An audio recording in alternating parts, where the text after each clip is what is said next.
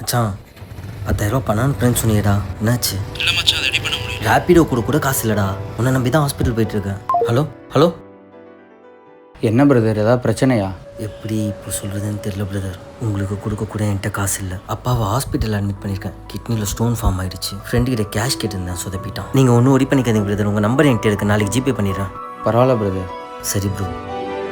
Brother. ம் இந்தாங்க brother. Bro இதெல்லாம் வேணாம் ப்ரோ. குடிங்க பிரதர், ஃபர்ஸ்ட் அப்பாவை பாருங்க. என்ன பிரதர் யோசிக்கிறீங்க? இது வெறும் பணம் தான் பிரதர். ஹலோ, ரேப்ல புக் பண்ணிருக்கீங்க சார். 10 நிமிஷமா பிக்கப் பண்ணி சார் வெயிட் பண்றேன். ஆ இங்க தான் சார் இருக்கீங்க. என்ன சொல்கிறீங்க?